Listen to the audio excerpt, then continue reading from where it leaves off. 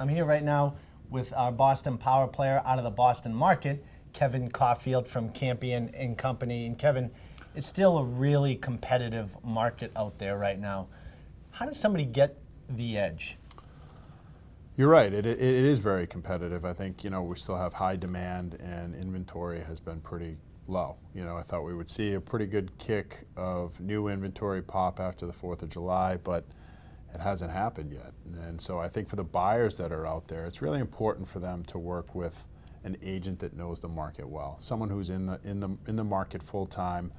Not only is able to pull the comps, the most recent sales comps that are in that market, but knows in real time what's going on, because they'll know or have a good idea of where properties are selling a week prior or 2 weeks prior or a month back. And so as the market continues to escalate, that buyer's offers can be where they need to be to get the property. The more dialed in the agent is to that neighborhood, the better, because there's a lot of stuff that goes on behind the scenes. If there's that agent that knows that neighborhood like the back of their hand, it makes a huge difference. Oh, absolutely. I mean, even within the neighborhood, there's sub areas of each neighborhood, and the values differ. So you can't pick comps that are 8 blocks away and try and comp it out with some property. So yeah, I think it's really important right now for buyers to have a good broker that knows their market intimately.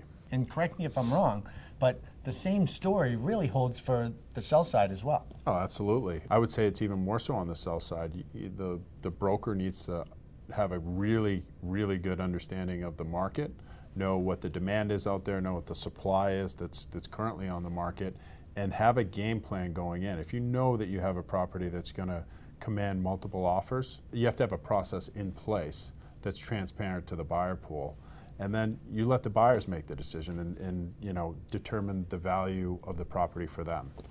But I think too many times things come on quickly, and agents are quick to advise the seller to maybe take the first offer, when the first offer sometimes isn't always the best offer. And especially if you take the broker from outside the city and they have a listing in the city, they just don't understand what's going on right here, right now. No, if it's not a marketplace that they're working in, they may have no idea that the similar product came on 2 weeks prior and had 15 bids. You need to give it some time for all of the buyers that are in that market for that type of property to get through the property and make a decision.